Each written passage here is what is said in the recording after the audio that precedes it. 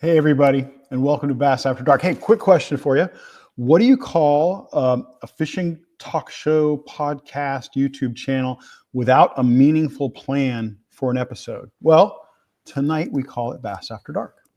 And I'm not in my usual attire. We don't have the usual show.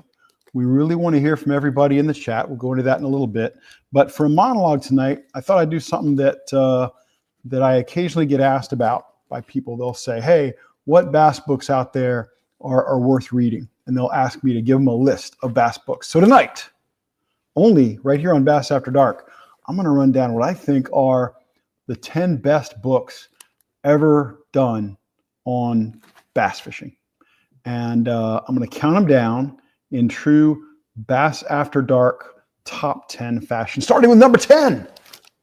This one, Spoon Plugging, Your Guide to Lunker Catches by none other than E.L. Buck Perry. This book came out in the early 1970s. And you may think, spoon plugging, nobody throws a spoon plug anymore. And in fact, you would be basically 100% right. People don't throw spoon plugs anymore. People don't troll spoon plugs anymore to speak of. It is mostly a lost art. But this man, Buck Perry, back in the 1930s and 40s, was the first guy to go offshore, the first guy to really get involved in structure fishing, the first guy to say at the time to his father, he said, you know, we're sitting here beating on the bank, throwing at the bank, and 90% of the fish are behind us. Well, he was right.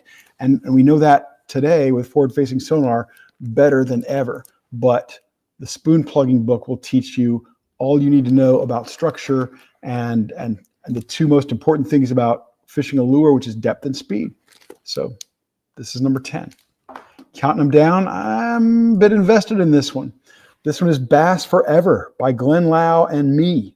And the me part, the with Ken Duke, means that I actually wrote the book, but this is Glenn's story. If you don't know Glenn Lau, Glenn was the greatest underwater cinematographer the fishing world has ever seen. The man spent more than 15,000 hours underwater filming bass and other game fish, but almost exclusively bass for decades. And he made the seminal underwater films about the bass life cycle, including Big Mouth and Big Mouth Forever. So this one, published in 2010, is Glenn's story and a lot of the stuff that he learned by studying bass in their habitat for decades. It's a solid read, an incredible amount of information. Check it out. It comes in at number 9.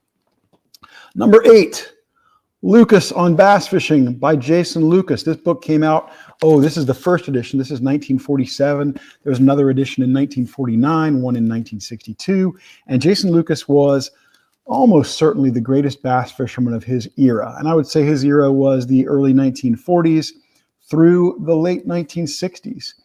He was the fishing editor of Sports Afield magazine. He was the guy before Homer Circle. And as great as Homer Circle was, Jason Lucas, much, much better, much stronger, much more impactful. And this is one of the great and very practical guides, how-to guides for bass fishing in that era, the mid-20th century. But it's still got a lot of cool stuff in it. Still worth a read. Shows you where we came from. And if you don't know where we came from, it's hard to know where we are or where we're going. All right. For a pure fun read, this is not going to necessarily educate you about how to catch more fish or anything like that, but Bass Wars, a story of fishing fame and fortune by Nick Taylor. This one came out in 1988, and it is a fabulous book. This guy, Nick Taylor, who never wrote another book on bass fishing, he decided to follow guys like Rick Clunn and Randy Blockett around and tell their story of what it was like to be a touring professional angler that year. And the trials and tribulations, the struggles they had. This is the template for several books that came afterwards, and none are nearly as good. So Bass Wars by Nick Taylor, check it out. Hey, most of these books are out of print. Most of these books are hard to find. So you're going to probably have to go to eBay or abebooks.com to get them. But here's one that's pretty easy to find, and it's a great one. It comes in for me at number, let's see, 10, 9, 8, 7. This must be number 6. Sowbelly, The Obsessive Quest for the World Record Largemouth Bass, published in 2005, written by our friend of the show, guy who's been on the show, Monty Burke. This is not exactly a book about bass fishing, This is a book about obsession. This is a book about the unquenchable desire, the quest of going after a world record bass, and all the challenges it presents, all the hardships that guys endured trying to chase a fish that was supposedly worth multiple millions of dollars. And Monty Burke, as he does with everything he writes, did a spectacular job on this one. And it's probably the easiest in this group to find. Well, there's a couple of them that are pretty easy to find.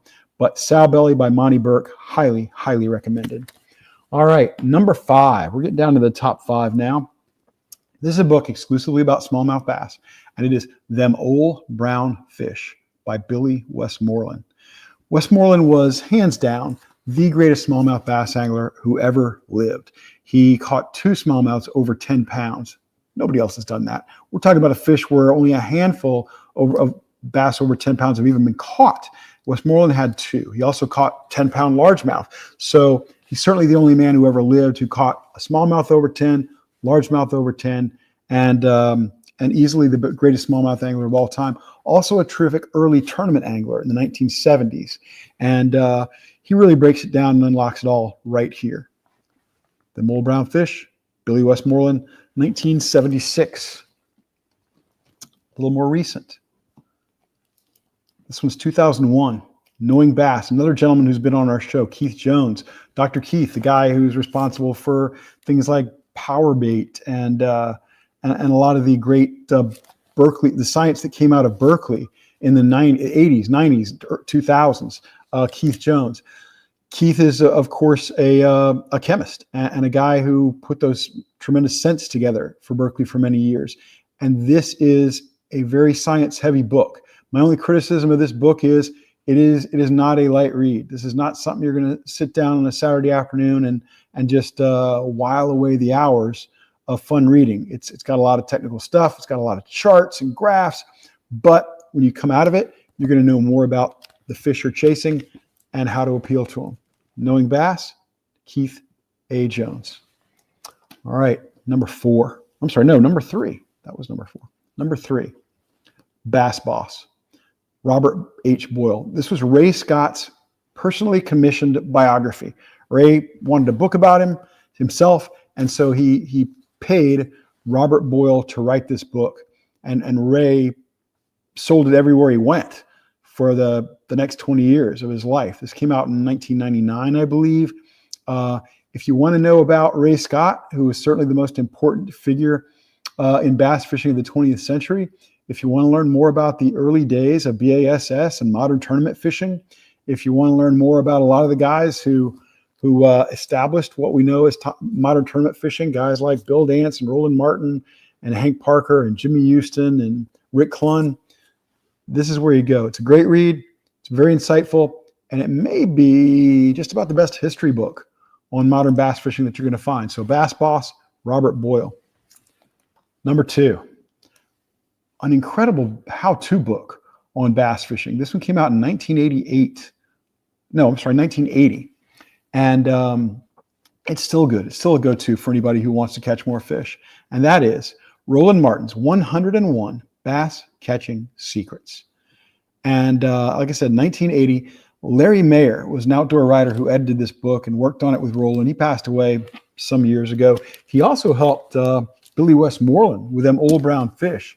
So Larry Mayer, an outdoor writer of some considerable impact, although not very well liked by a lot of people. But this is great. It truly does have 101 bass catching insights, patterns, methods that are going to help you be a more effective fisherman. It was updated 10 or 12 years later with the help of Tim Tucker, but this is a great, great book. Ranks number 2 on my list of books you need in your bass fishing library. And of course, number 1, if you know me, you know where this is. It's Book of the Black Bass, 1881 by James Alexander Henshaw, MD. Dr. Henshaw, the single most impactful person in the history of our sport. This is a great book. It takes you from the beginning of the earliest days of what was to become the sport we know now to 1881. And it's got the history of the nomenclature of the bass, the scientific naming of the bass. It's got a lot of insights into the fishing of the day. This is where the quote appears, inch for inch and pound for pound, the greatest fish that swims. If you don't have a copy of Book of the Black Bass, your library is incomplete. What's easy to find, this is a later edition. This is a 1923 edition. I've got a couple of the original editions from 1881, but by far the easiest one to find, and do not overpay for it, the easiest ones to find are the 1981 reprints that BASS did. Ray Scott decided that the 100th anniversary of this book would be a great time to reprint it and put it out there, since he wouldn't have to pay any copyright fees. So that's the one to look for. Do not pay 1881 value for a 1981 book. So be on the lookout for that. But otherwise, check out the 1981 edition of Book of the Black Bass. It is word for word, page for page, the same as the original. It's just a whole lot cheaper. So with that, and without further ado, it is time for me to welcome you to Bass After Dark. You know, we're here tonight, like I always say, we want to earn your support, your subscription, your like, your share, your trust by showing you that inch for inch and pound for pound, we are the most illuminating show in all of bass fishing. But now it's time for the most important thing I do on the program, and that is to welcome a man who wears most of the hats on Bass After Dark. It's very rare for me to be wearing a hat on this show, or a cap, as I like to point out. But I'm going to bring him in now. He's an angler. He's a podcaster. He's a sought-after personality on all the other reputable shows about bass fishing. And he also really is a carpenter. Here he is, folks. Brian the Carpenter.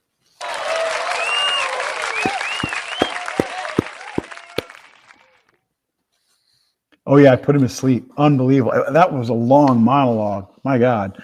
All right, let's take him off, Nathan. Let's take him off. We don't need him. And we'll just...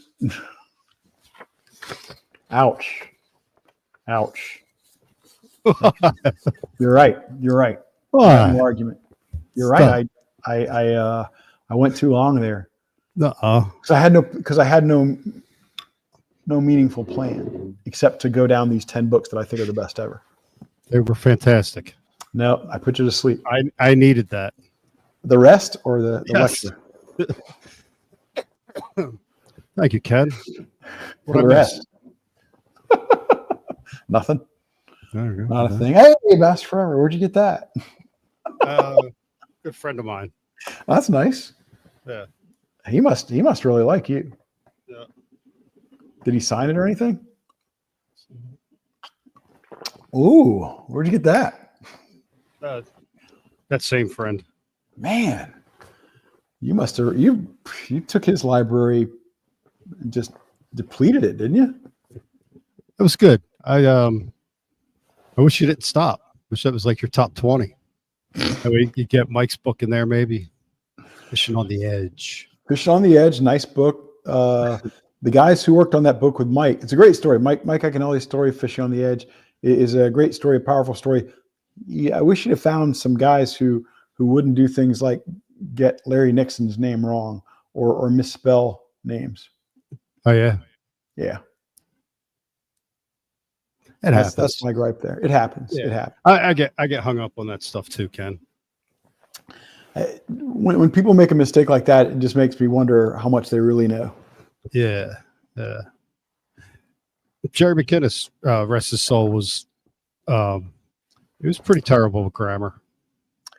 And Jerry's got a book called Brown Baseball, Bass, Brown Dogs and Bass, or something like that. Balls and dogs. That Jerry autographed for, inscribed for me, and it leaves a bit to be desired as a book. Well, it would not. It's not in my top 10. We'll say that. I was just saying, he was rough with the grammar. Yeah, when he was on Facebook, Jerry was a solid communicator, though. You knew where you stood with Jerry. Yep. So here we are tonight, Ken. Indeed, yes. Sir. And guys, open format tonight. I know a lot of nights comments come through that Ken and I don't see or can't really deflect the conversation away to answer, but tonight's that night. We have some things for you. Please bring some stuff for us. Ken's already brought butt plugging by Spoon Perry or something. Spoon plugging by Buck Perry. Yeah, there you go. I got that wrong. Elwood Perry Buck. Yeah. So Yeah, it's a Ouch. good list. Caden Argyle is already attacking. What's that? He says that he or she, Caden, says that hat accentuates my giant forehead. He says it's actually a 5 head, which is not good. Come on. Yeah, come better than that, Caden. A fair statement, Caden. I got no argument. Where's the ascot and the smoking jacket? Well, we figured since we were going to be doing a different kind of show tonight that it didn't require the smoking jacket and ascot. Yeah. Plus, it's cold here. It's even cold here in Florida. Is it? Well, yeah, man. It got down into the 40s this morning. You guys got snow and everything. Thank God not where I am. I mean, that would be awful. Shane McNair says we got new water to fish. Gulf of America. There you go. Although I don't think we're going to catch many black bass in the Gulf of America, but I'm going to try really hard to always refer to it as the Gulf of America from now on. And I don't know if this is why, but I read something today that said Biden on his way out passed something banning drilling in the Gulf of Mexico. And that is the motivation for Trump to rename it. He thinks he can get around it by changing the name? I don't know if any of that's true, but I read it on the internet. I mean, if Biden did it on the way out, it would have been an executive order, and that could be undone with the stroke of a pen by the new president. If he had done it through formal legislation, it would be a harder thing to undo, but an executive order, while it carries significant power, is just another document signed by the next president. Only a few things cannot be undone that a president does, like a pardon, unfortunately. Yeah, we got to get rid of them. That's always interesting. The last week or so of a presidency, when these guys make when the list gets out of who they pardoned, Yeah, a lot of questions about the jacket, Ken. I know. Well, my wife is signaling me to straighten my shirt out. My wife, no jacket, no jacket, no ascot. Yeah. But what do you think? Better look, worse look? I like it. I think it's appropriate for tonight. Yeah. There you go. So, one thing I'll start off with. I know, seeing this question, not that it's really that fishing related, but as far as heat goes in the garage here, my situation. Yeah. Last weekend, I started running a new electric panel to the house, new service. A couple weeks before that, I trenched and ran some conduit from the garage to the house. It's about 70-foot run. So we are primed, and I'm hoping by the end of this weekend, I'll have a new panel run to the garage, and which then I can put some electric baseboard heat in, not have to hear that freaking thing. Luckily, this microphone drowns it out somehow. Yeah, it's not bad. Don't you need some insulation on the walls and stuff? I don't want to. That's gorgeous. It is. I ain't covering it with. I'll get there. And I'm going to run a hardwire Cat 5 out here, just because. So it's a little update on that. Ken? Cat 5, of course, is the most powerful hurricane we've ever experienced in mainland America. So plugging and electric. Yes, exactly. Exactly. We're not doing our usual show tonight, but I do want to. Shall we tell folks about one of the shows we're working on? Next week, we're going to do a State of the Industry show, and it's going to be good. We're going to talk about where is the bass fishing industry right now, financially and otherwise. But we got a show we're going to do here in a little while where we're going to take a deep dive into bait components, right? And it's part of our drive to 5. 5 is in 5,000 YouTube subscribers. Look how much bigger my hand is, dude. I know. Look at my gosh. My hand is barely as big as my nose. That's amazing. Yeah.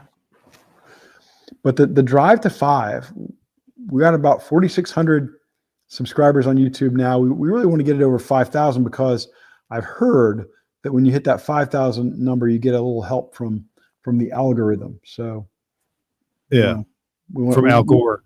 Exactly. Why do they think they call it the algorithm? Algorithm. The man invented the internet, as we know. Yeah. But yeah, there's that, and it's going to be a cool show on which is better and when, plastic, wood like cedar, or balsa. And we're gonna have experts extraordinaire, and we might just have a spectacular giveaway for that show. Oh yeah. You know what I think we're going to learn tonight, Ken? What? I think we're going to learn about No, I think we're going to learn a lot about our viewers. Oh, and will they stick with us? Yeah. Well, that, and looking for them to bring some questions, some topics, some content, and they say you get the audience you deserve, and I say that a lot. You say that, and I think I'm saying it right now. I think it's true, don't you? Or are they dropping like flies? No, they're just nonsense. Hovering. Okay. Well, and hey, Brian's looking at the chat. Justin Kingsley is looking at the chat. Nathan, I think, has probably gone to bed by now. But we are watching to see what y'all have to say. Hunter is disappointed that it's Casual Thursday for me. My apologies. But I'll be back in smoking jacket and ascot, and at some point soon I'm going to have to break out a new color in the ascot. I got to get a backup ascot. Yeah, I'm thinking about gold. Oh, wow. Okay. Gold. I know we talked about like spring colors, like some pastels. You know what I mean? Like going with the Tubbs and Crockett Miami Vice theme. I am in Florida. You went to Florida, as I recall it. America. Yeah, that's right. America. But yeah, we got a lot of cool show. We got another show coming up pretty soon. Brandon says, I want to see shows where the guests have differing opinions to get some real debate. Let's talk about that. Okay. So do we, Brandon. Yeah. Actually, nobody wants debate more than our other partner, Nathan Benson. That's right. Nathan is dying for a debate. And let's, one big issue, BTC, I think you agree with me on this, is it's hard to find a lot of real dissent in the bass fishing industry. Unless you're talking about forward-facing sonar. Yeah, and even at that, it's hard to get them to come on a show and have the conversation. How many had so much to say on social media, but declined our offer to come on and talk on the air about it back when we did part 2 of is this a youth movement or a tech revolution? There was a good dozen or more anglers that were in and out. Yeah, exactly. They said, "Yeah, I'm excited. I want to do that. I want to get after that." And then you get a call from, in some cases, right before the show, saying, "My sponsor said I should not do that, so they're going to cut me if I come on there and say what I want to say." So it's tough.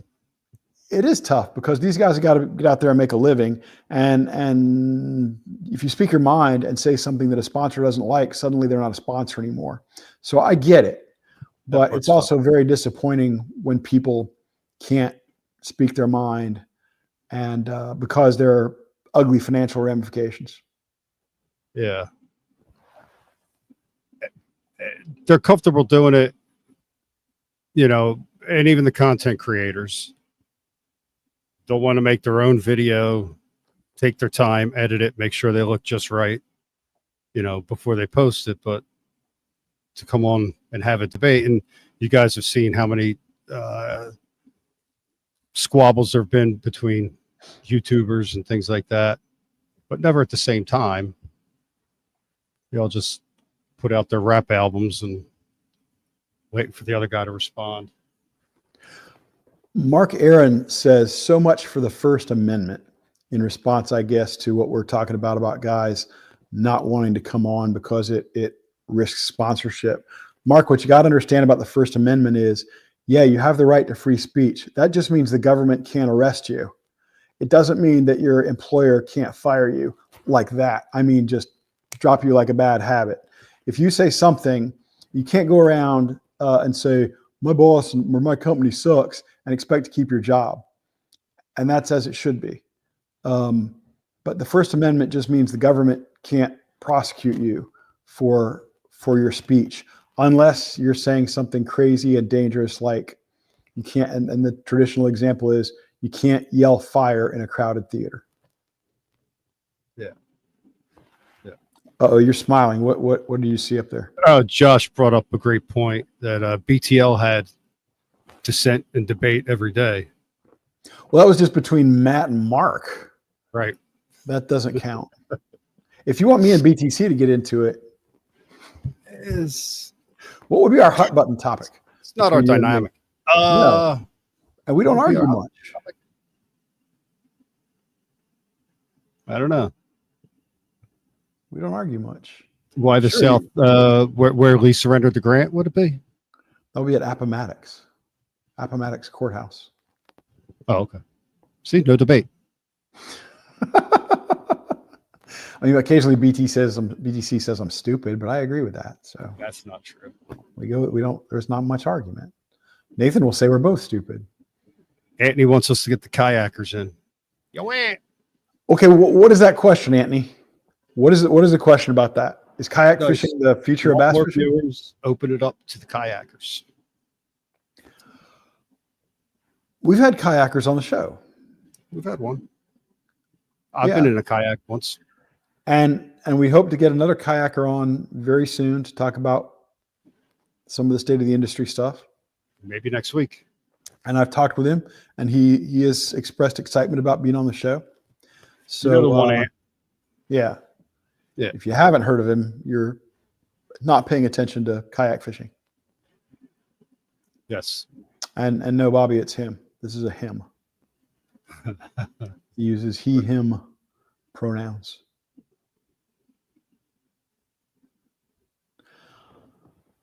Mitch Perret says, I would love to see a show on the best balsa crankbait makers of the past and the ones still doing it, featuring Patrick Tierney, Rob Cochran. Well, we are going to be doing that show on, I'll clarify here. There's a show coming up in the next month or two where there's a good chance I won't be able to make it. So this will be a BTC show, which means it's already 50% better than anything that I can do. And so he's gonna handle that. Yes, we've already got a stellar lineup in mind. Hopefully we can put it all together on that date. Adam Cawley says, who makes the best bait casting reel ever? All right, Adam, you got to understand, in this industry, it's hard to find 3 guests who are not sponsored by some reel company. And therefore, their opinion is naturally biased and perhaps therefore unreliable. What's your opinion, Ken Duke? Wow, the old green Corrados from the Shimano days are tough to beat. Justin King. Oh, my favorite reel right now is Daiwa's Tatula FP, their flip and pitching reel. My God, that's an amazing reel. I love that thing. That's my favorite reel in the market now because we do a lot of pitching and flipping and punching here in Florida. So that's a great one. Cast King is making some really good and very durable Jaws reels, which are strong in Florida. Berkeley makes a lot of very nice stuff that I like. They've got a new bait finesse system reel, a Xenon, that is remarkable. There's a lot of stuff out there. I think it depends on what specifically you're wanting to do. Somebody go ahead. One of those baits reels. It's pretty dope. Is it? Yeah, it's nice. I like it a lot. That's cool because I haven't tried those. I know those are the ones that have got a lot of interesting and controversial claims about them. Somebody, where was it? Somebody says we need to bring on Charlie Hartley because he is Charlie Hartley. Yes, there's that.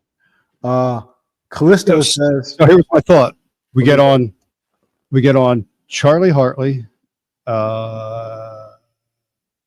Who was it, Ken? We're talking about the nicest guys in bass fishing. Yeah, Jeff Gustafson and Bill Dance, or Hank Parker. no, I was thinking, what did guy from the West? Josh Bertrand. Josh is a really nice guy. Super nice guy. I was thinking, what's his face? Older, Ike's age. Oh, John. Yeah, John. John Murray. John Murray. Yeah. John's been on the show, and he's intensely nice. Yeah, we get all three of them on and have them argue over who's nicer. I like it. We did kick that around for a while. That was a good idea. But they'd all say, "Well, I think the other two guys are so much nicer than me." And where are we then? I don't know. I just try to make them not nice or something. I don't know. That's a good plan. Did you see Callisto's comment? And BTC, you can address this on our behalf here. I'd like to see James Watson and Boyd Duckett on the show. Bates. Oh, we almost had that. We did. Just close. We were this close. We were hours away. Truly, that show fell apart that day. Yep. Should we tell them what we were going to do? Yeah. And everybody agreed to it. Everybody agreed to it. It was happening. We had booked James Watson. We had booked a close ally and compatriot of Boyd Duckett, someone who's in business with Boyd. And we had booked an industry veteran with a lot of knowledge of the fishing industry, but who didn't know Boyd personally. And that was going to be our 3-person panel. And what was our question that night, BTC? It was is Boyd Duckett the most hated man? Polarizing. Yeah, polarizing man in bass fishing. And that panel was going to discuss the topic. And then after all that was over, Boyd was going to come on the show and address that conversation. And that morning, Boyd's compatriot and Boyd both bailed because that turned out to be the day that MLF suspended James Watson. Wasn't happy about the timing of that. It didn't have to go down that day. We were so close. We were so close. It's just it's difficult to sometimes put together. We've had a show we've wanted to do for some time that we call since the beginning called "What is the greatest bass lure of all time?" And we got 3 guys in mind for that show who would put it to rest. One of the things that I always think about whenever we put together a show is I want to slam the door. I want anybody who watches that show to say, well, that was the definitive word on that topic. And these guys could do that, but it's been so difficult to get them all available at the same time. Very difficult. Yeah. Thanks, Scott. I saw an NPFL question. Yeah, will it be easier to watch this year? Yes, and it also addresses Daniel Thomas Fishing's question. Can you know anything about the NPFL streaming live differently this season? Yes, Daniel. It's going to be a lot different this season. NPFL has created their own production company. It's called Full Com Media. FULLCOM, Full Com Media. And no longer is the NPFL stuff going to be aired on fixed TV. It's going to be a much more accessible platform, available on YouTube, available on the NPFL website, and just a lot easier to handle. And this is all being headed up by a longtime Bass Pro and and video production guy, Mike Otten, former Bass Pro, wonderful guy, incredibly knowledgeable and savvy, and of course, NPFL president Brad Fuller. So this is going to be a major step forward in the NPFL's production and coverage offerings.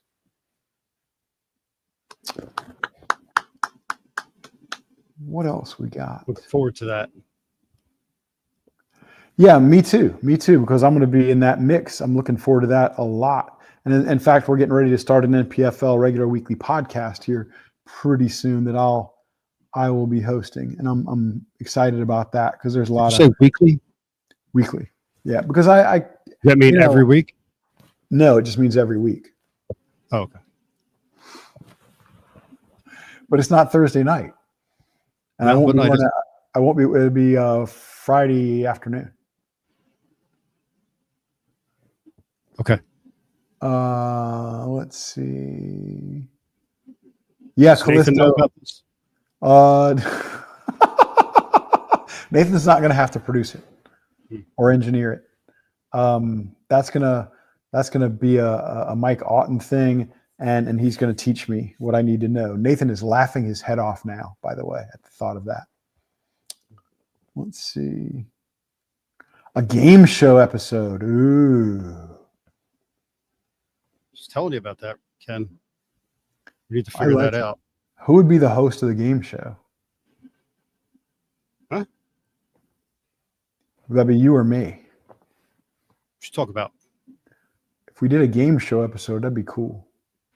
Yeah. I was just telling you about this. We need to come up with that. I like it. I'm making another. Oh, I can't make it. Yeah, I can make a note. I have a pen. I have a pen and everything.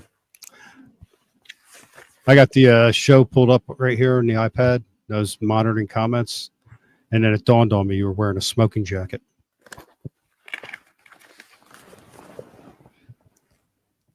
It wasn't this week's show, Ken. Oh, I see. Gotcha. The comments were way better. Can I tell you about a game show incident in my life that was kind of cool? Yeah. So the first classic in Knoxville, which I guess was 2019.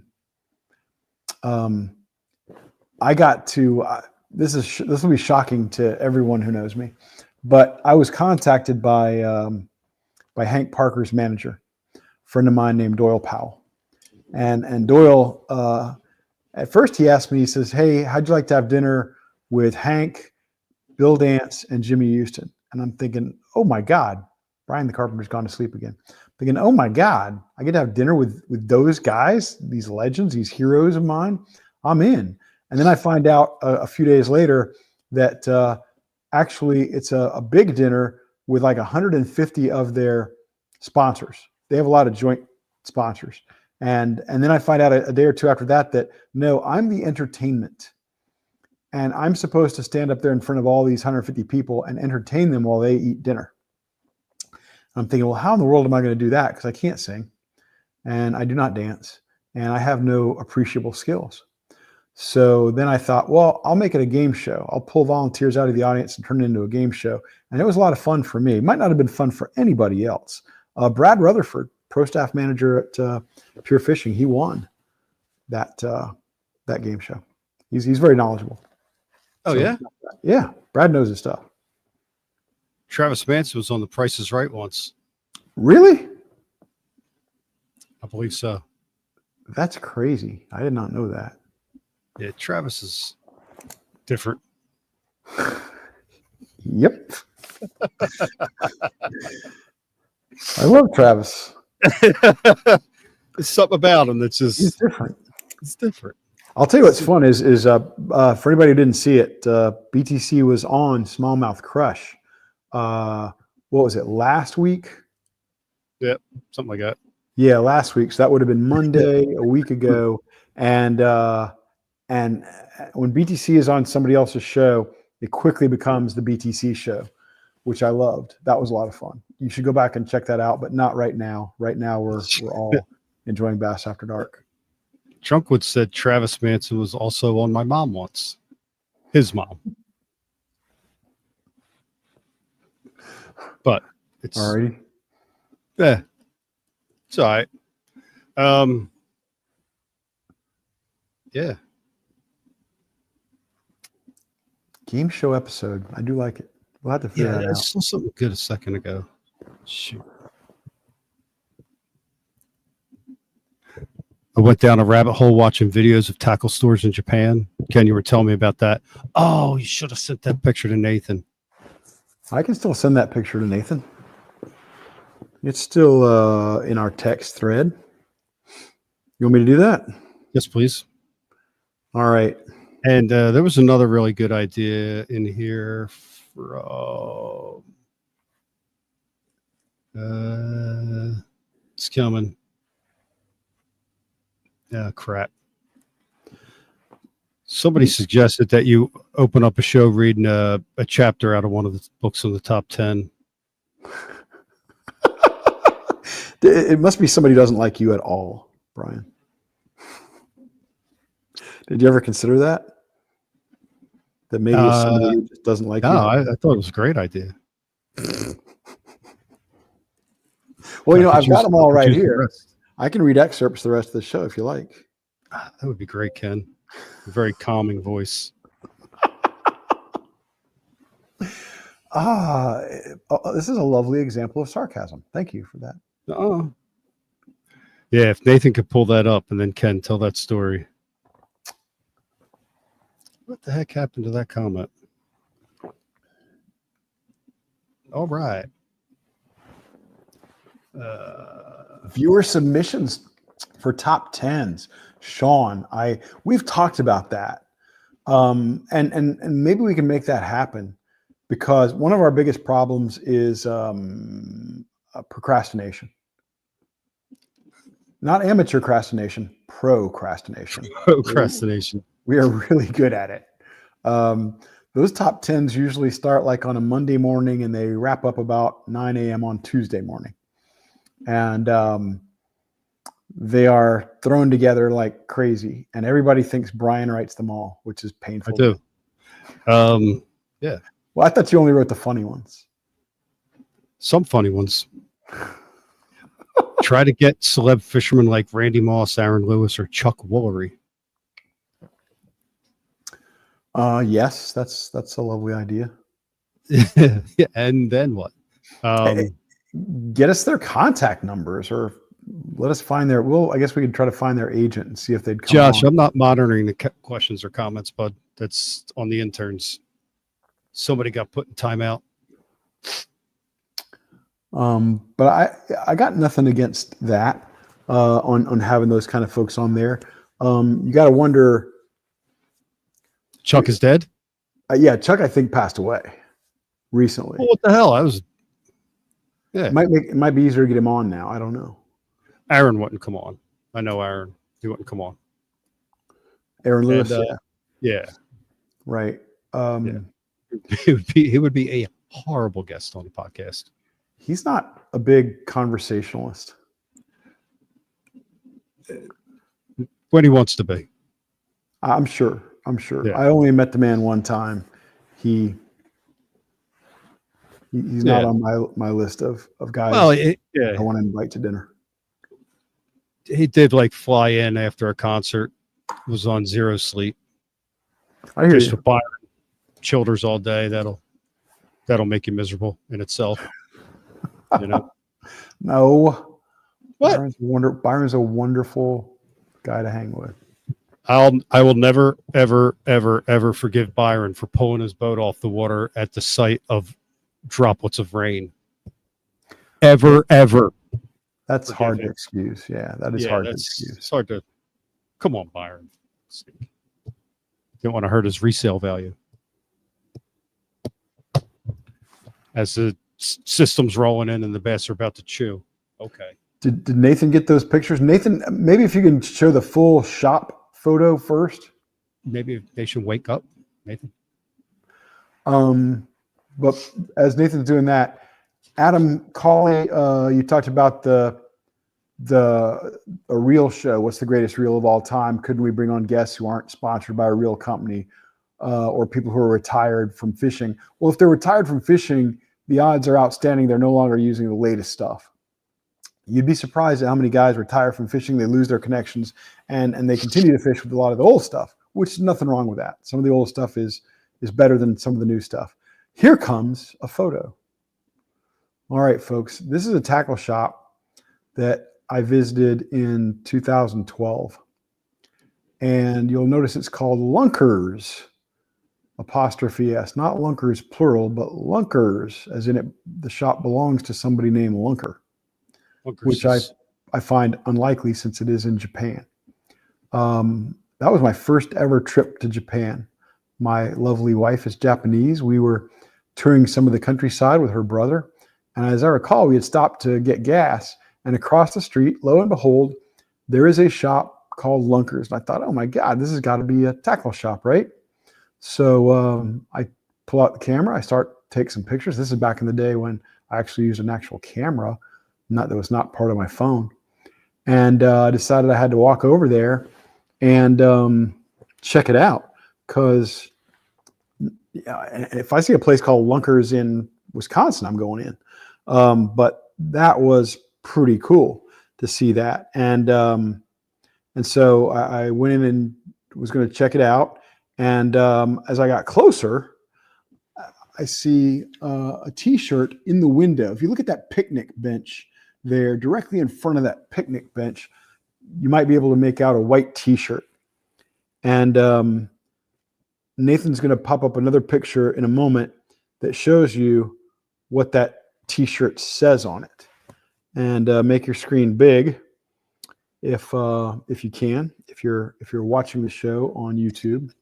And if not, come back to this segment of the show. We are about I don't know, we're how far in are we, BTC? We're Ken, the picture's up. Picture's up, and we are, I don't know, we're way into the show. We're 48 minutes into the show. The picture's up. And the shirt says, BTC, can you tell them what the shirt says? It says BSTD fucking bastard. Yeah.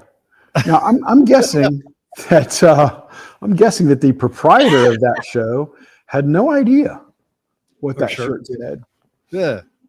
And anyway, so I was working at BASS at the time, and when you work for a company like BASS or FLW or MLF or NPFL, you have a lot of branded clothing, and so I happened to be wearing a BASS vest, and I was also the editor of Bassmaster.com, so my picture was showing up on a lot of content. And I walked in the shop, and the guy just went nuts.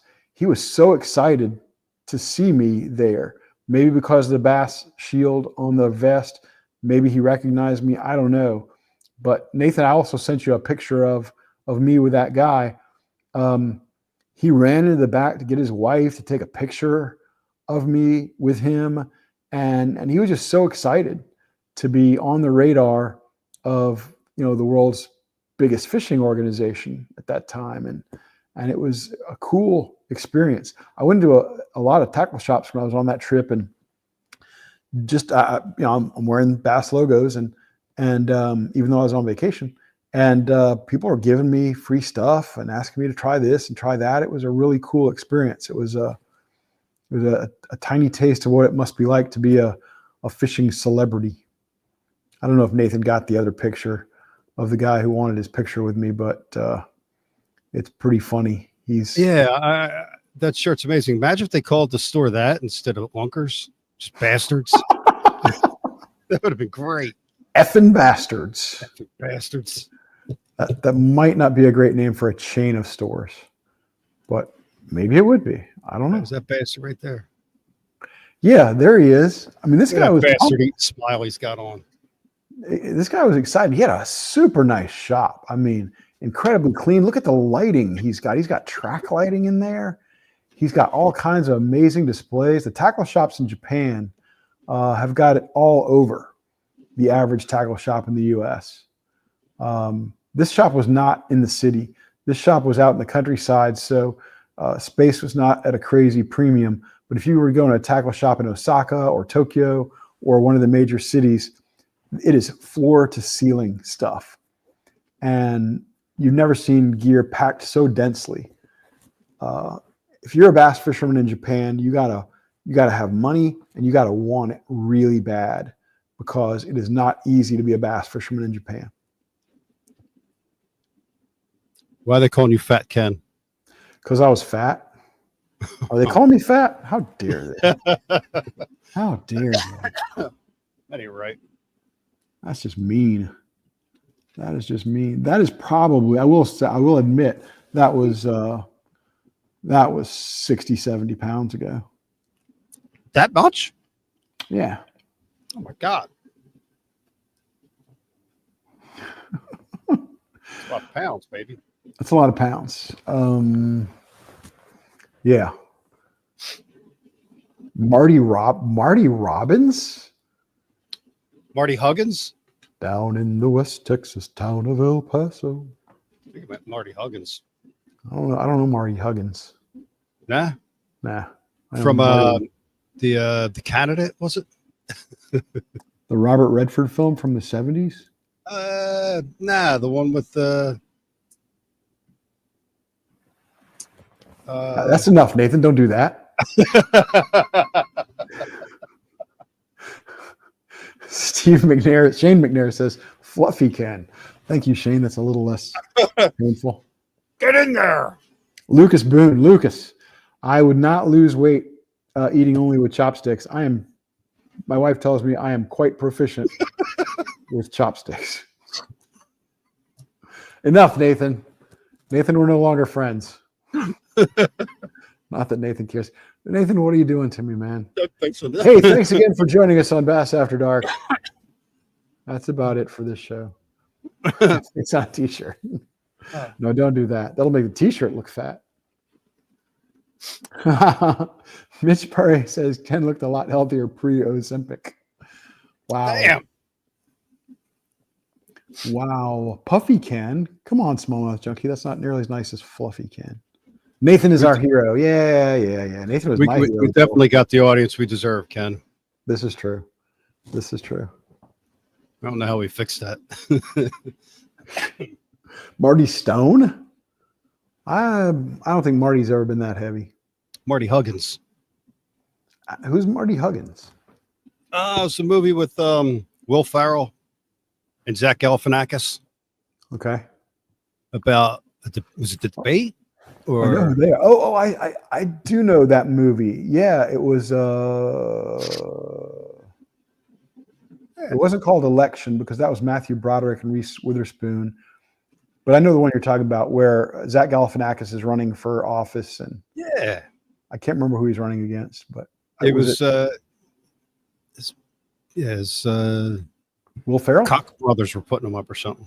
Oh man, I'm a Zach Galifianakis fan. I like him. Is anybody going to put the answer in the campaign? There you go, Michael. Oh, the campaign. Very nice. Yeah. Michael Guerrero.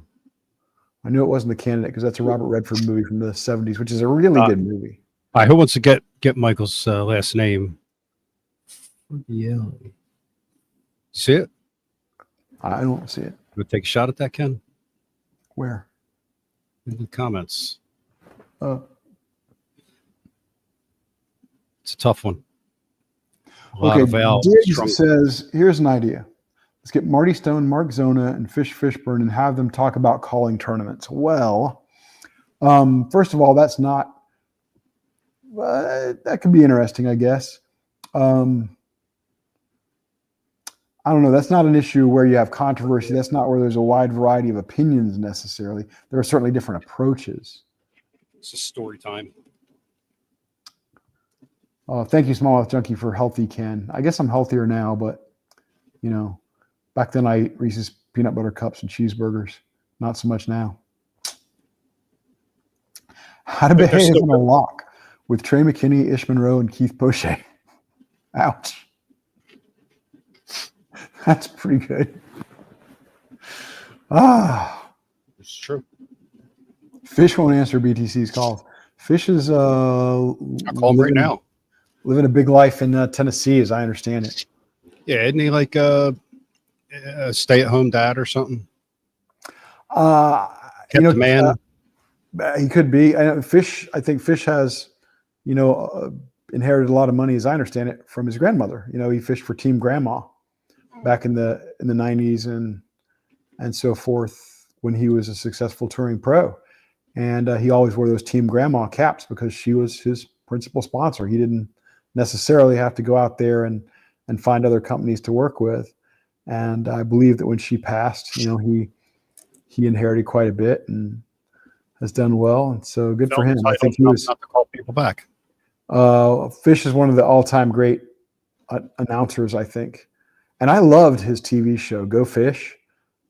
I thought that was Pee-wee's Playhouse of bass fishing.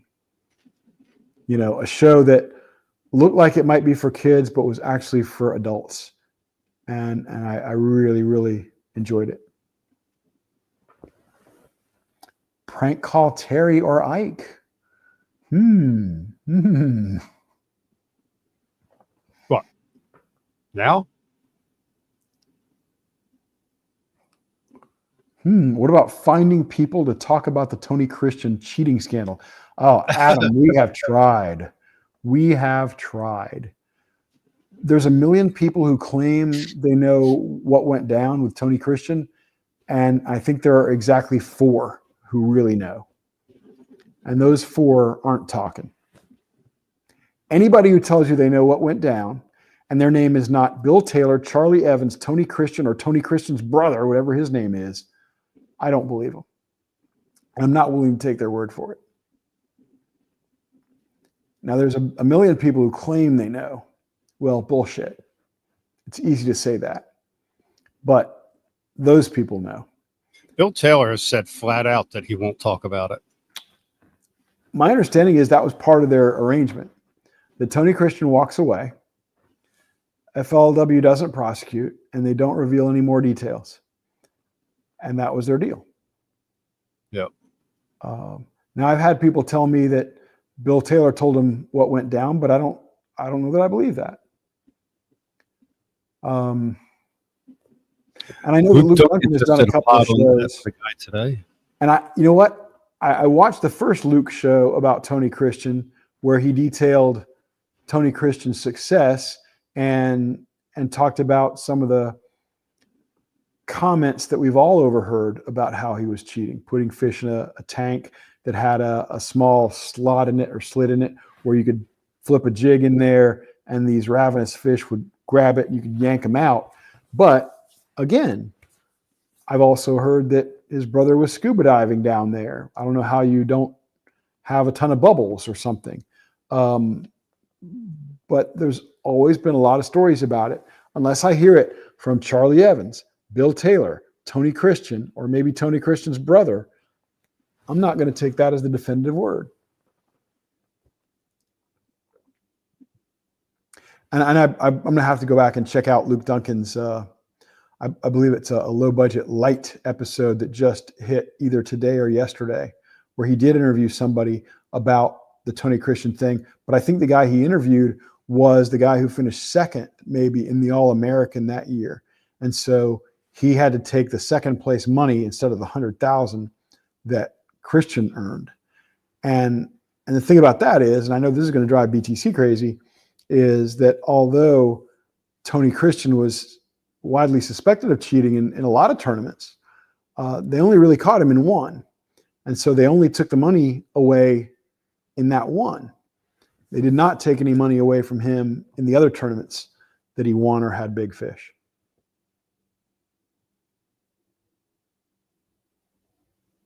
Yeah, that sucks. It does, but that's about all you can do. Now, Scotty Zell makes a fantastic point here. He said Trump has just released the JFK files, the RFK files, and the MLK files. Maybe he can release the Tony Christian files too. That would be great.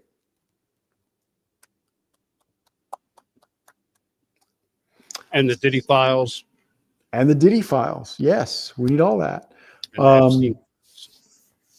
Sam Axe talks about Mike Long. We've tried to get I've asked Mike if he would come on the show, and so far the answer has been no.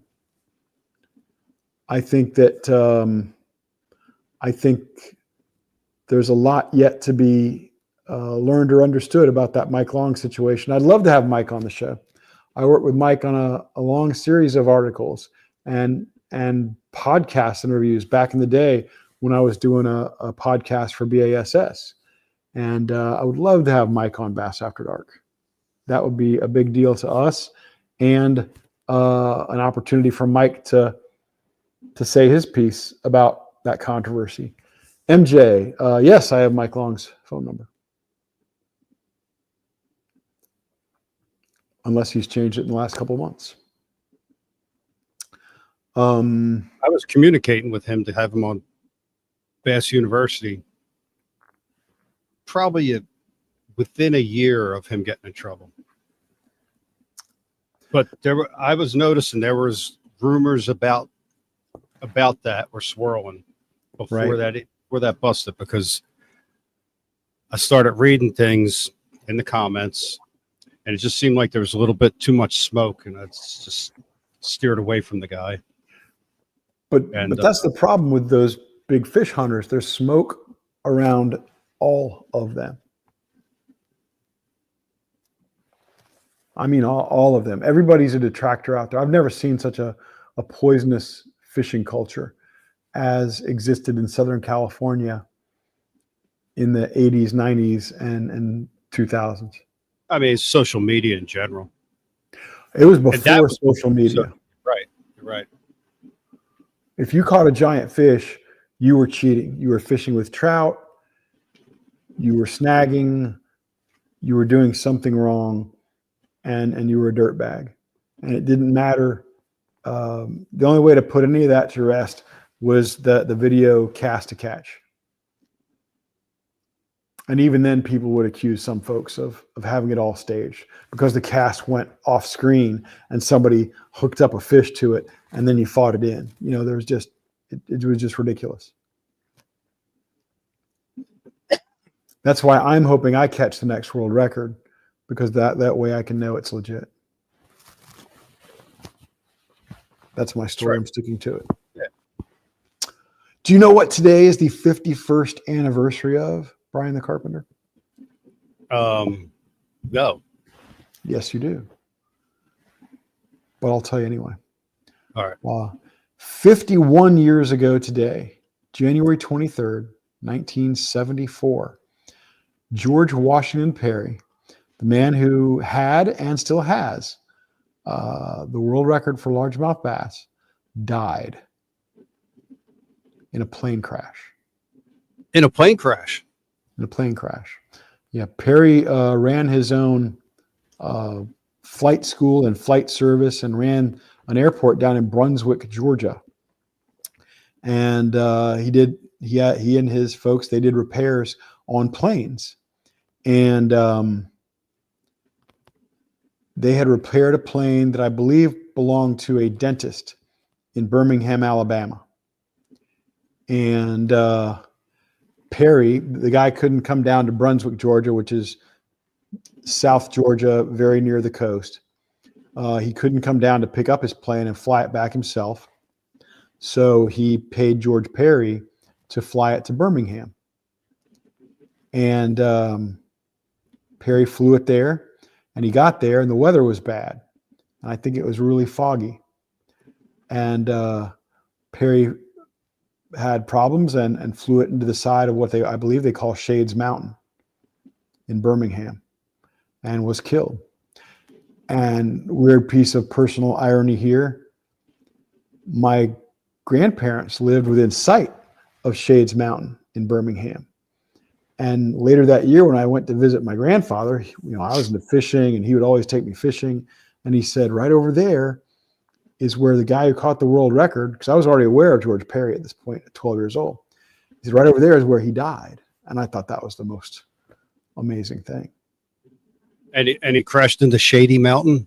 Shades Mountain is what I think that's what they call it. Maybe somebody in the chat is familiar with the nomenclature. Seems ironic. Yeah, Shades Mountain. Not Shady, but Shades. Yeah, so yep. In Birmingham, yes, they do love the governor. What kind of plane he was flying? I don't have it in front of me, but I've actually gone to the Birmingham News offices and gotten a copy of the article, and that has that information in there. And I've tried to get, I can't remember if I got it or not, the FAA report on that crash.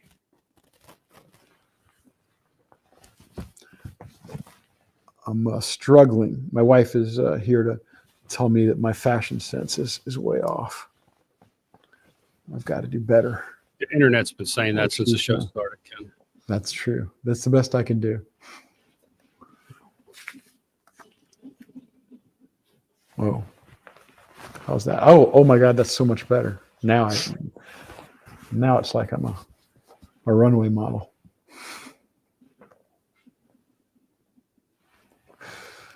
Oh, so good to be back. Yeah. Let's see. So you did know what kind of plane it was. Oh yes. Perry was the pilot. I do know what kind. It was a small single engine plane, prop plane. Right. I don't remember exactly what model it was or anything like that. Perry was piloting the plane.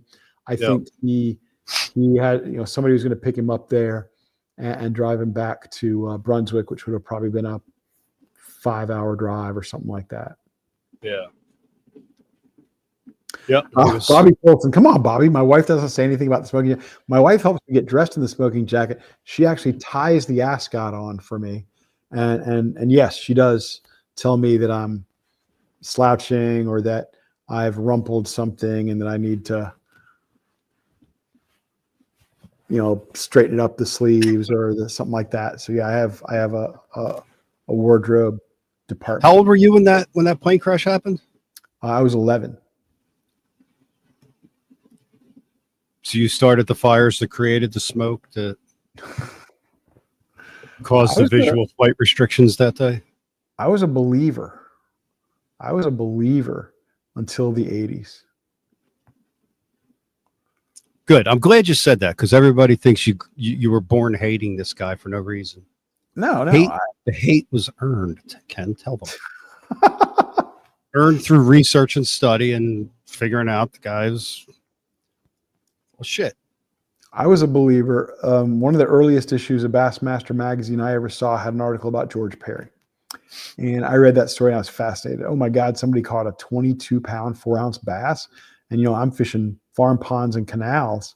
And the biggest fish I've ever seen weighed maybe 5 pounds. And it was, Adam, that's cold, but funny. So to think that bass got that big was amazing to me.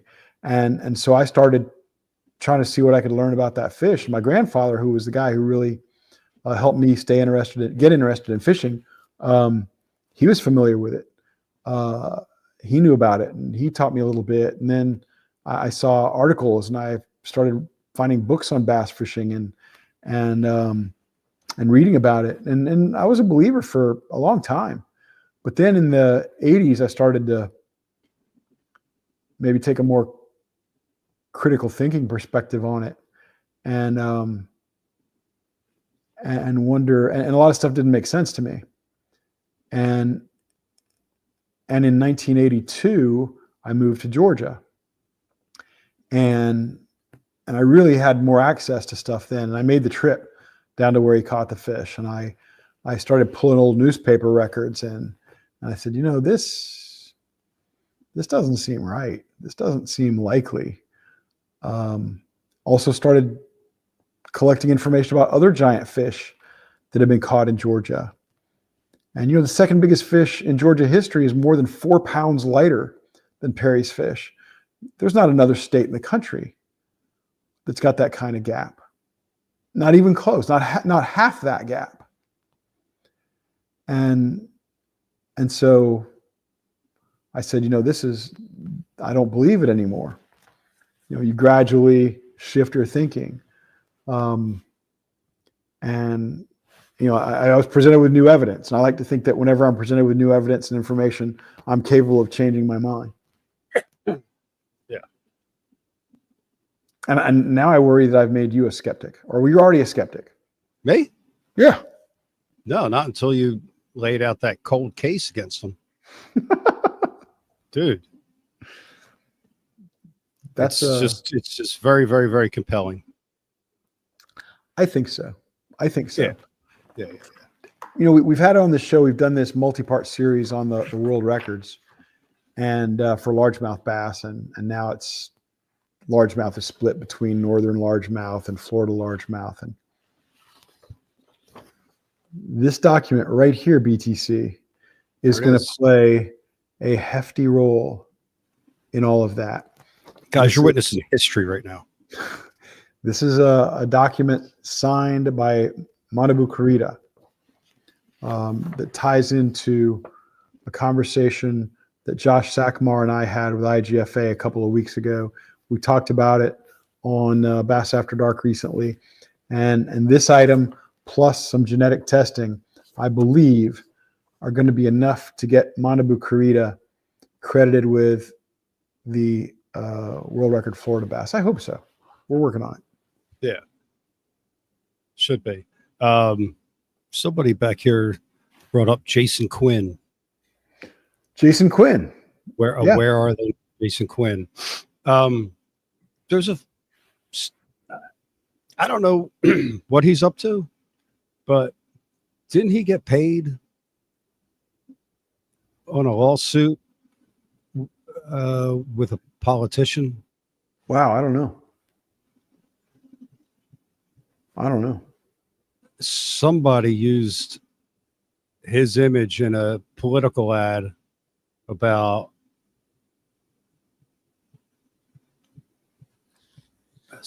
the border in Mexico and drug running, and I don't know. And here's a picture of Jason Quinn's boat. I think he sued him. Should probably stop talking and Google something. Yeah, I'm not familiar with any of that. Nah. No, I mean, I know Jason, or haven't talked to Jason in many years now since he dropped out of the tour. Interesting guy, good sense of humor, enjoyable guy to be around. Like to collect watches. He's over the top with the costume. Yeah, I always thought his nickname should be Bling, because he always had, he was like a metal detector's nightmare. Yeah, it was a little bit much. It was a thing. It was what happens when country folk are trying to outdo city folk at a city folk thing? Like the piercings. It's like that shit originates in the city, and then by the time it gets out to wherever Jason was from, it was just overcompensating. Yeah, Jason's from that Lake Wiley area in North Carolina.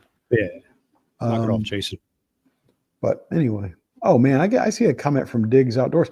Diggs, he says the one pic of Perry with his tackle box and that bass, I swear, is a touched photo. It is not. It is not a touched photo. I have the original print of that photo from 1934. That one was not Photoshopped. Now, the one where Perry is kneeling in what looks like a swamp, that is a Photoshop job, but not the one where he's got the mounted fish laying on top of a tackle box. That one's not been messed with. You are fake news. Thank you. There you go. Give me 1 second here, Ken.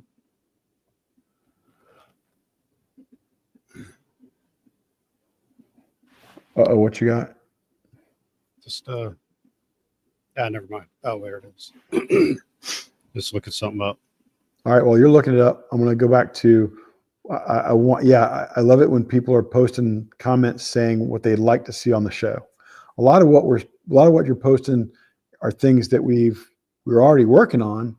We're facing scheduling challenges, and a lot of them are really good ideas. So keep them coming in the chat over there. What about Remitz? Yeah, Derek Remitz. Nobody got started in the Elite Series with a bigger bang or splash than Derek Remitz, unless possibly Trey McKinney or, of course, Jacob Wheeler got a big, strong start in the Elites. But, Remitz, I know, guided for a while, and on Gunnersville, I think. I'm not sure if he's gone back to Minnesota, where I believe his family lived. I'm not sure what's up with Derek now, but a really good guy. I always liked working with Derek when I was at Bass. Good fellow. Mark Aaron says the lawsuit was against the Bernie Sanders campaign. Ah, and he got a big settlement out of him? Maybe. Well, good for him. If he did, good for him. If they did something wrong, I'm a big believer that you should have to earn your effing money and not just get lucky and fucking fall into a lawsuit. I hate that shit. But don't you think people should pay if they They do, unfairly but malign I somebody? mean, oh, your boat showed up on a TV ad. Now you get to be a whatever, dude. Well, if you agree that the Sanders campaign or whoever it was should have to pay, where should the money go?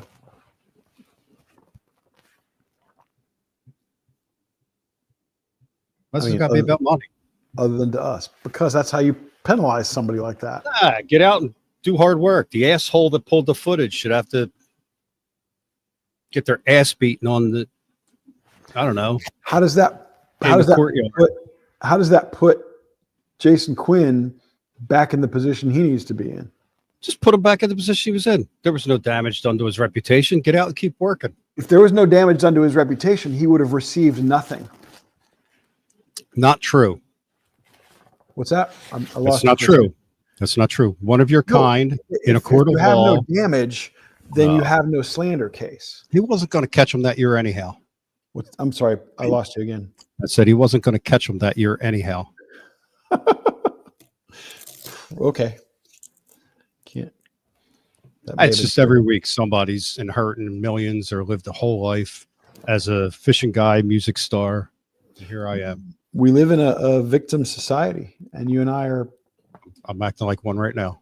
Ridiculously aware of people who think they are victims all the time. It's shit. It's stupid. Sorry about that.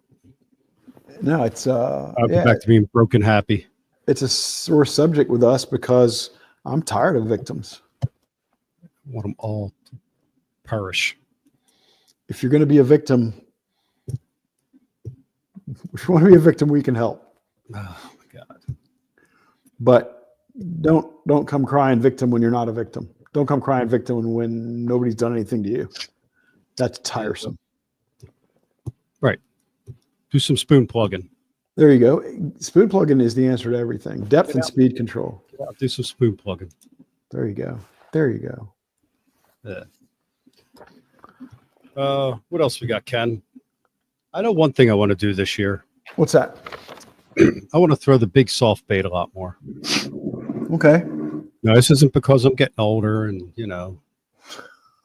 blah, blah, blah. Change of life. No, it used to be like this and, now it's like this, that kind of thing. This has nothing to do with that. Okay. But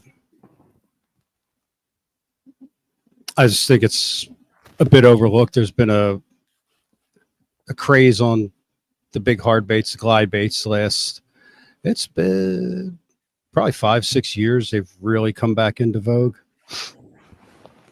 6 years. Yeah, just for me, we could throw these around a little bit more.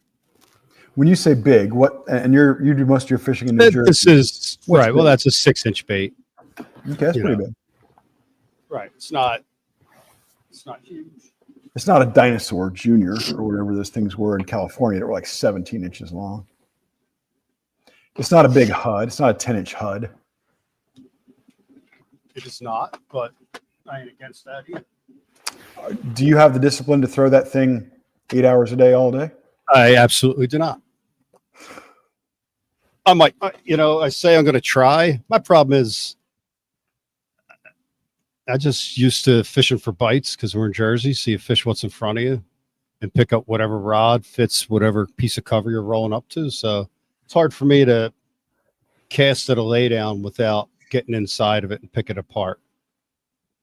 Have you Which ever means cast on the outside with something, then get on the inside with it, Have you ever pulled your boat out of the garage with just 1 or 2 big swim bait rods in it? No, I need to. I didn't get out much the last couple of years because of my shoulder. Right. But now that you're bionic, you're ready. now I'm ready. Yeah. Now that we're bionic. Bionic. There's a Defiant. Pretty wicked harness system in it. Who makes that one?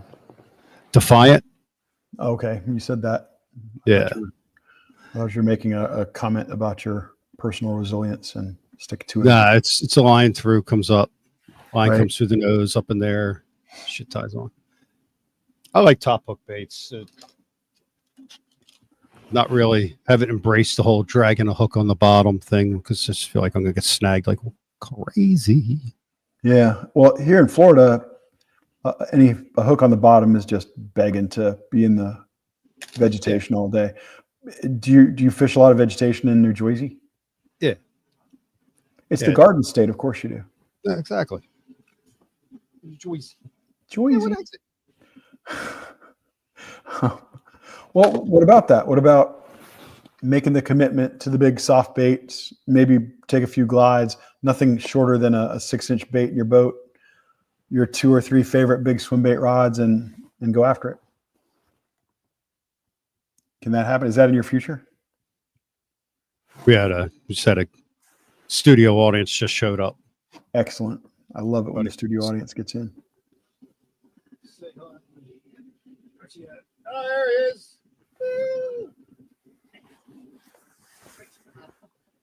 Chef just showed up. We love Chef. Yeah, a couple hours late, but he's here. Chef made his debut just a couple weeks ago. He is always welcome on Bass After Dark, as far as I'm concerned. That's right. That's right. He can't hear us because. When are you going to put in the sound system? Maybe by next week's show. Have the electric out here. I have the electric baseboard radiators in. I won't need that egregious thing. Because You know what that is? Oh, what is that? That's a giant mag draft. Okay. That's too big. Yeah. See, I'll throw a Huddleston in Florida. I'll throw a mission fish. I'll throw stuff like that. I don't get bit much, but I'll throw it. The 8-inch mag draft is nice, but that, I don't know if that's a 10 or a 12. That's just egregious with that giant boot tail. Yeah, but you need to break the Jersey record. Yeah, I threw it twice. And it felt ridiculous. Yes, you can break the Jersey record on an 1.5 inch square bill, but you might have a better chance on something like that.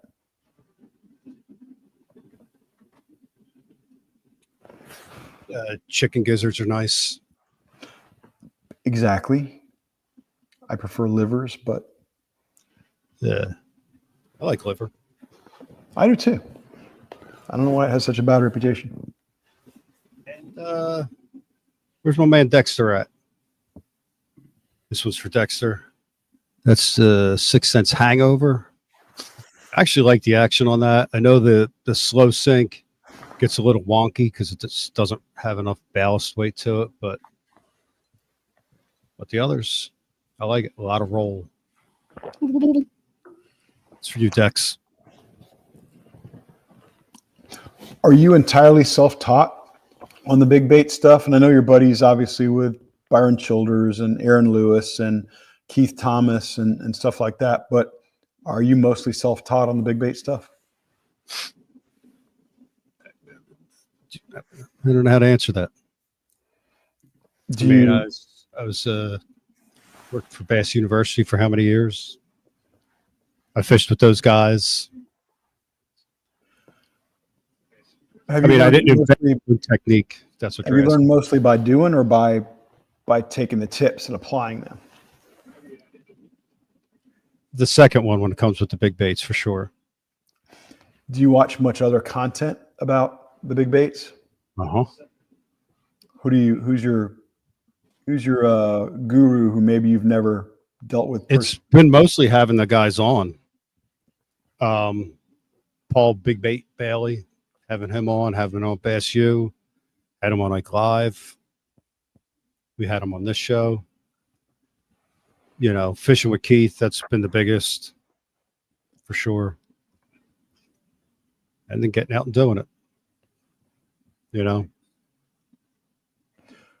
One fish on a big bait is worth how many fish on other baits, irrespective of size?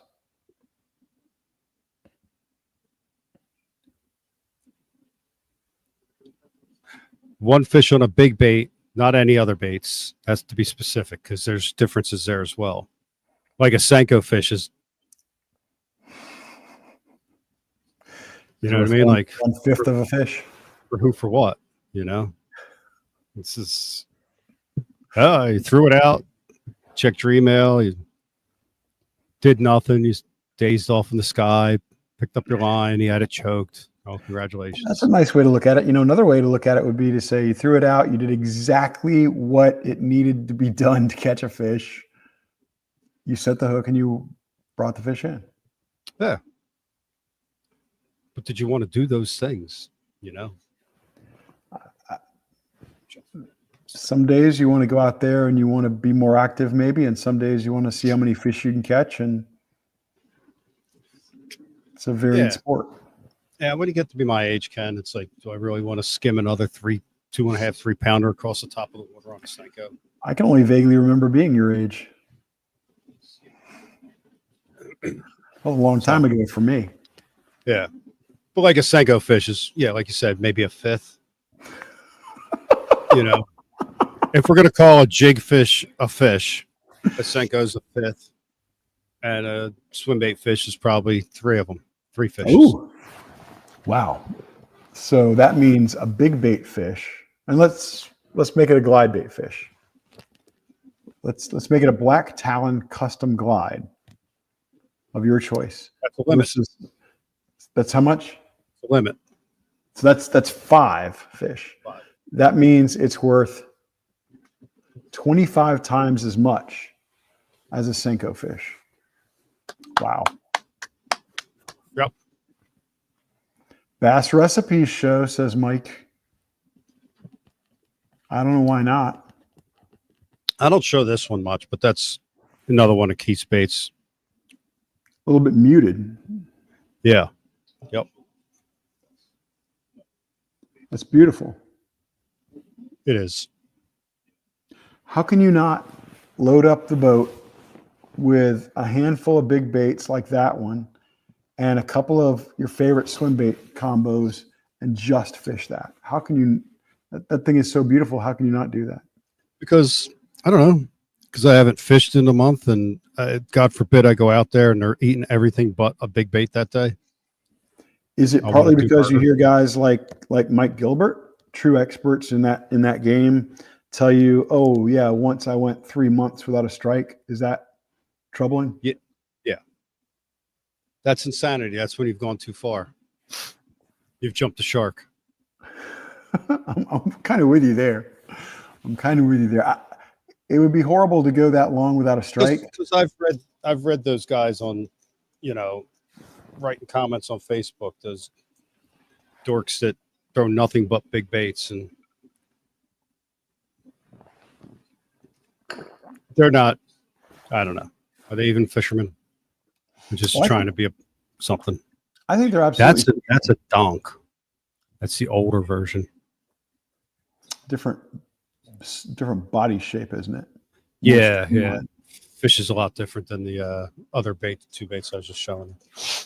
I think not only are those guys fishermen, the Gilberts and the guys who can go long stretches without strikes because they're devoted to a particular bait or targeting a specific size fish. I think they're more dedicated than I am. But I also think they get something different out of the sport than I get. That doesn't make them better, just makes them very different. There are many times, I don't do it here in Florida because of the habitat we have, but I think, dear God, man, I'd love to take just my little slider rod out, which is this beautiful Cashin rod, medium light action rod, a little spinning outfit, 6-pound test line, these tiny worms, and just do that for a day or a week. That used to be my deal, dude. I had a Shimano Compre 6-foot spinner rod that I threw a slider head and the old Berkeley 4-inch power worm, not curl tail, straight tail. It was like their version of a hand pour before hand pours really. It's before Robo Worms came out. Mm-hmm. The original power bait. That thing caught everything. I could go into an area and get bites from bluegill and know that there's something around. It's just like you could tell if there was life. Yeah. Dexter's Lure Lab wants a Made in America show. Dang it. We've actually kicked that one around too. Our question was, does Made in America mean anything anymore? And if you want to find another show that's hard to get people to come on, that's one of them. Justin, what was that question or comment you just threw up there? Wow. Something about me, rookie show, and Ken Gross. Yeah, that would be a long, grueling show, Cole. Who was it who had to admit in a very public forum that he had heard of Ray Scott, but he really had no idea who he was? It was one of the rookies from this past season. Trey? Might have been. I think that should earn you a suspension of some kind. His father should be suspended. That's probably the exact right punishment right there. Pay a fine.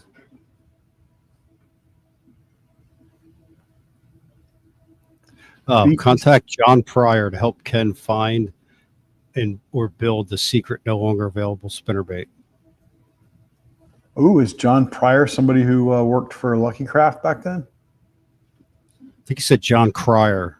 Cryer. He was an actor from the 80s into the 90s. Okay, yeah. Wasn't he also in that show that Charlie Sheen was in? I think so. I never watched. Okay, John Cryer. Okay, yeah. I don't know what the reference to him would be for, though. It was John Pryor. Okay. Yeah, I don't know. I would love to find out. I would love to have that spinnerbait back. I mean, I've got like 3 of them now. I picked up one last week, which only happens every couple of years. Should professional anglers be limited on boat rigs? Who's going to say yes on that? I mean, who's not a professional? Who's a professional angler? What's he mean, boat rigs? Is he talking about size of the boat? Is he talking about horsepower? Is he going to talking about equipment? That's another one of those topics, whichever one of those alleys you want to go down, that guys don't feel free to talk about.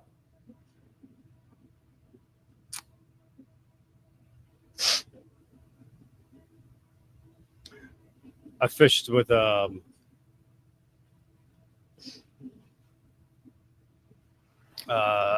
out of Poche's boat a couple years back at Gator Tracks. Yeah, I've been in Keith's boat too. Yeah, that's badass, dude. I really like that little rig. Yeah. It's a wet ride if there's any kind of chop, but your shallow water, backwater capabilities are pretty amazing. And he's got a winch on the front of it. And it's amazing where you can get that thing either by jumping berms or by just tying himself off to a tree and hitting the switch on that electric winch and pulling himself over logs and stuff. Of course, sometimes you can get yourself into water you might not be able to get yourself out of quite so easily. I don't understand this comment. Sean Frakes, BTC is the perfect paint. Always detailed grocery getter SUV of big bait fishing. I don't know. I saw that one too. I don't know what that means. It must mean because my baits aren't all beat up. Thanks, Sean. I had my shoulder redone the last 2 years, you dick. Thanks. Pour a little salt in the wound there, Dick. Sam Axe taking another shot at the monologue. Unbelievable. Probably fair. That went on longer than I realized. No, Ken, it was awesome, dude. No, it was not. I wasn't even planning on doing that. that. Nathan's texted me. This is going to be the longest monologue of the year. Did he say that? As soon as you start it. Hunt down Nathan like an animal. As soon as you said it gave me the idea to do what I did. Okay, Lucas. Let me got Lucas's comment up here. We need a show about the history of bass boats with Rick Pierce and Earl Bentz. Okay, Lucas, let's talk about that for a second, because there's a show. We got a couple of legends: Rick Pierce from Bass Cat, Earl Bentz from, my gosh, several different major brands through the years. Well, what are they going to talk about? Are they just going to talk about randomly about history? We want to have a topic. We want to have a real conversation. What is the greatest development in the history of bass boats through the years? And then maybe, assuming we can get them on and get everybody scheduled, that could be an interesting show. But we also have to factor in that not that many people, believe it or not, have these big bass rigs. You'd be shocked. I was talking to Rick Pierce just the other day, and he shared with me that there were exactly, or this is within just a handful of the exact correct number. There were about 7,400 bass boats sold last year. 7,400. There are about 50 million anglers. And that ain't a lot. That ain't a lot. No, plus we had Rick on before, and he didn't laugh at anything I said.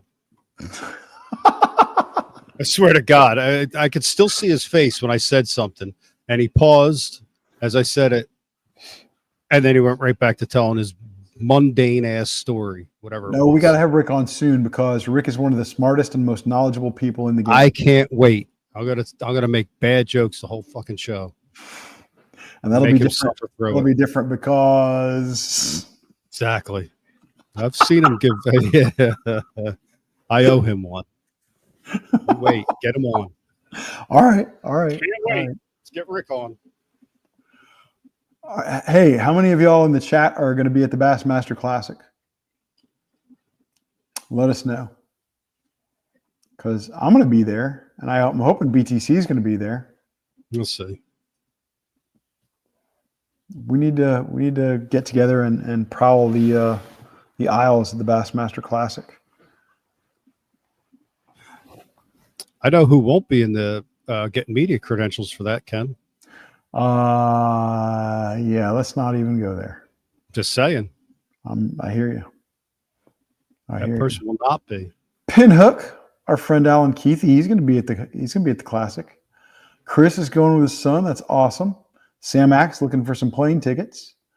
Adam says it's too far from Augusta. Well, yeah, Texas is quite a haul. So yeah, hopefully a lot of folks are going to be there. That's wonderful.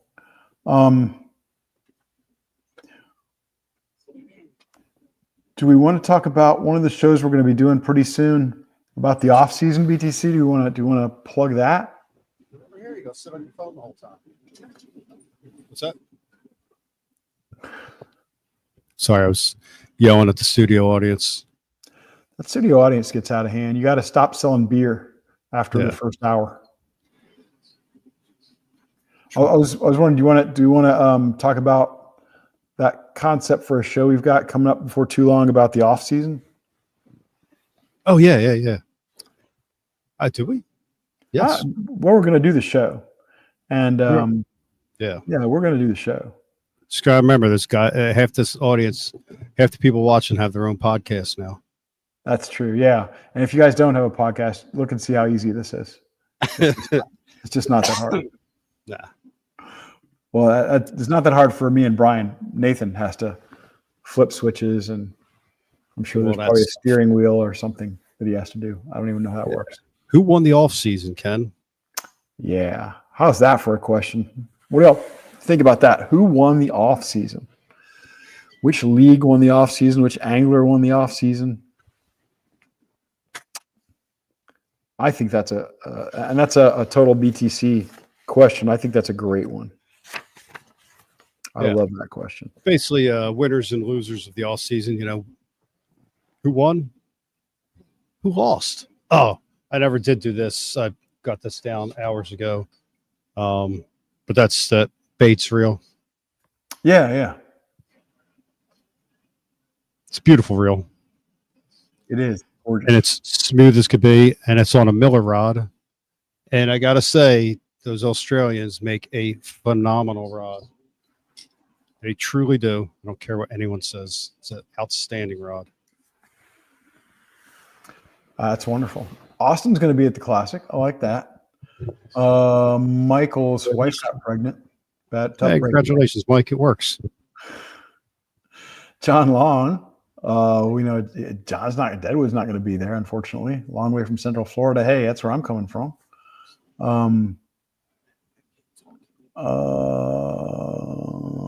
Brandon Ackerson says, what off season? We ended in November and are started in January. Come on, there's still an off season in there.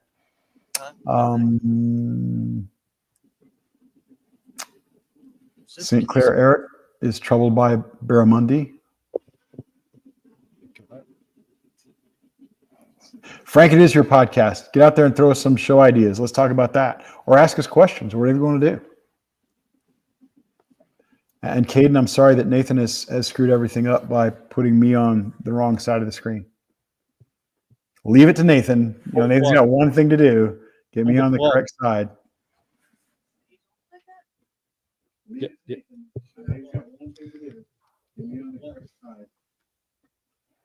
Sorry. We're back.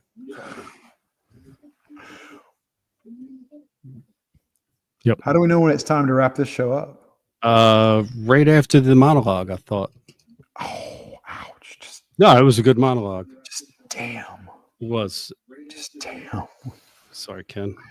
That's so mean. It's not us, Ken. I thought the audience was going to bring it tonight. There have been some good stuff out there. Well, guys, you can email me if you want to send some show ideas. Maybe Nathan can put up a crawl. My best email address is going to be Ken, K-E-N, at Micropterus, MICROPTERUS.com. Shoot me an email if you want to send me some ideas for a show, or you want to tell us how we can make what we're doing better, or tell us how we get more chef on the show. More chef? More chef. They want more chef on the show. This is him showing up on time. Hour 47 late. But in his defense, he is an hour 47 late to everything. That's consistency. That's called chef time. That's chef time. He shows up precisely when he means to. Yeah. And there's nothing wrong with that. That's right. We've got to read the top 10 this week because poor Nathan has sniffles. Yes. I was going to have Chef do it, but you want Chef to do it? You can do that. Might not be delivered with the cadence because it's not really in practice. Although we could. What is our top 10 this week, Ken? It's the top 10 signs it is too cold to fish. You want to read that? Top 10 signs it is too cold to fish.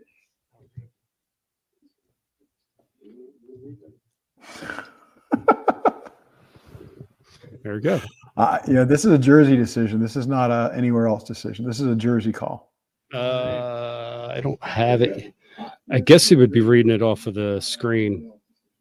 Yeah. When they pop up, he goes. So you want to try it? Nope, he says no. It's not ready. That's what I like, a decisive answer. I like it. Yep, says nay. All right. We'll do it another time, Chef. Another time. You want to try it, Ken, or you want me to read it? I'm ready to go, or you can do it. Your call. Okay. Sold. What does that mean? Which one? You outbid me on that. I'm just trying to help. Because I screwed up the monologue. You're up, bud. All right. Let's run it. And here's our top 10. Let's run it.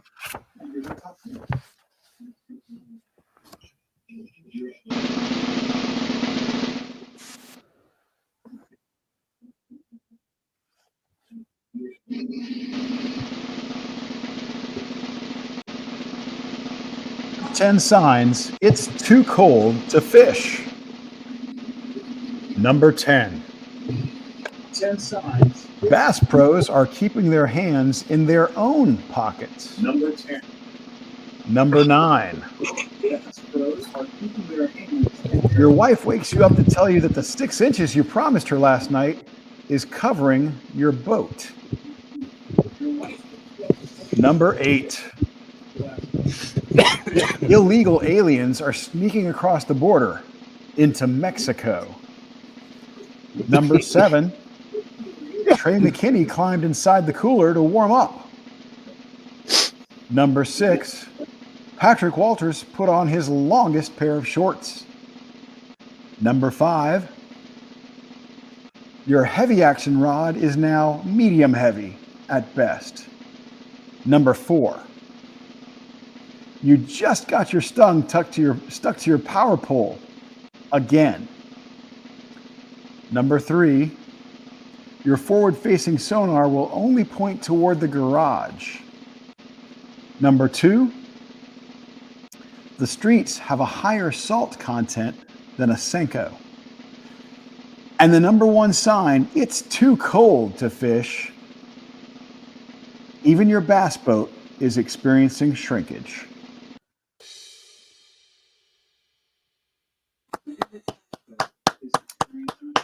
I screwed up number 4. That's all right.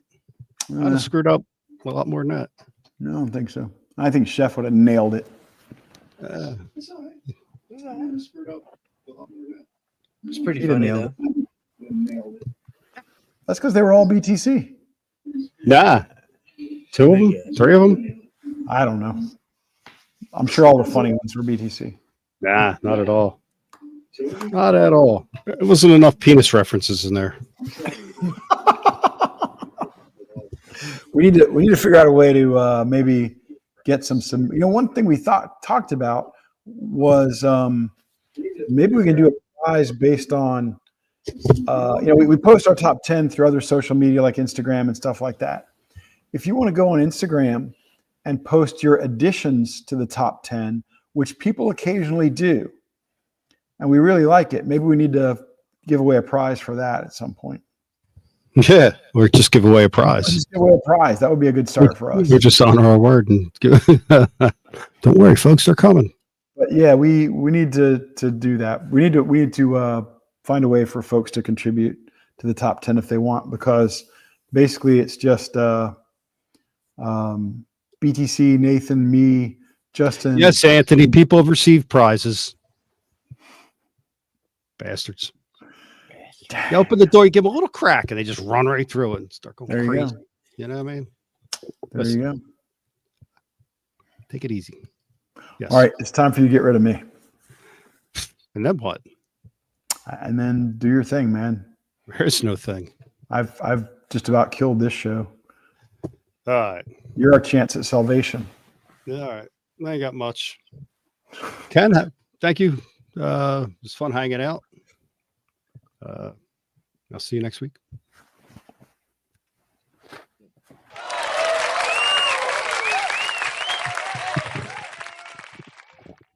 All right, it's just me and Chef here. You got anything to say?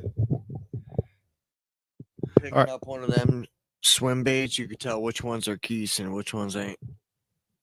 All right. You can. They're all his. Really? Literally. No. Yep. That one is too? Y'all. Yeah, usually you can feel Sorry, it. guys. My bad. All right. Here you go. Show them your watch or something. Yeah, thanks for watching, guys. We'll be back next week with a real show. Tonight was kind of a little fill-in. Guys, enjoy this. Like, share, tell a friend, hit subscribe, this, that, and the third. Anything else? Go Eagles. Go Birds. Go Eagles. Yeah. That's it. Fuck the Chiefs and Dave Mercer. We've had enough, Dave. We get it. You're Canadian and you're this huge Chiefs fan. That's cool. Whatever, dude. I'm so sick of him every year with this shit. But that's it. I don't know. Is there something else I'm missing? Or are we just gonna go to dark thoughts? Aiden, take us to dark thoughts. Did you go outside last night? Nah, one night. Nah, it's extremely bizarre. Nah. Definitely shock and disbelief. And now, Dark Thoughts by Brian the Carpenter. This guy's naked. I believe I've mentioned this before. Just kind of reiterate a little observation I had just in my time dealing with the fishing industry and, you know, becoming friends with people. And, you know, not everybody is who they play themselves out to be sometimes, but, you know, and also, you know, being a friend of Mike's, you know, you get everybody, you know, especially early on the Ike Live days, reach out to try to be friends and, you know, just trying to worm their way in next to the Ike and Ellie thing for whatever aspirations they may have in their fishing careers or whatever. So you kind of have to be on guard for who you allow in the circles. But anyhow, it was my observation that the most dangerous people, the ones you really have to watch out for, the ones that had nothing to lose, that have the least amount of skin in the game. You know, they're desperate to be in the industry in some fashion, and they're not an angler with any success or anything like that, or whatever the case. You know, it's those people. Those are the ones you got to watch out for, and it's still plays out to be the case. You know, whether it's an angler or content creator or somebody trying to get a YouTube channel started that likes to stir up stuff and pretend that they know the inside of everything. Just because they say they know what happened and they put out their highly edited videos on this topic or that topic does not mean that what they're saying is true or is all the truth. Be careful then, people, man. It grosses me out to read the comments sometimes of people that fallen over these, trying to mind my words here, people that and they're liars, or they're putting out a half a story. So I don't know, just saying, there's a disgusting fat bastard on the internet that pretends he's really smart and knows the inside of everything, and he doesn't. And in the DMs, he's a grotesque human being, says some of the most nastiest stuff, and then he'll put his videos out saying he's this and that. But his day's coming. That's it. Chef? Oh, sick me on. What do you got? Whatever that douchebag is. You guys have a wonderful night.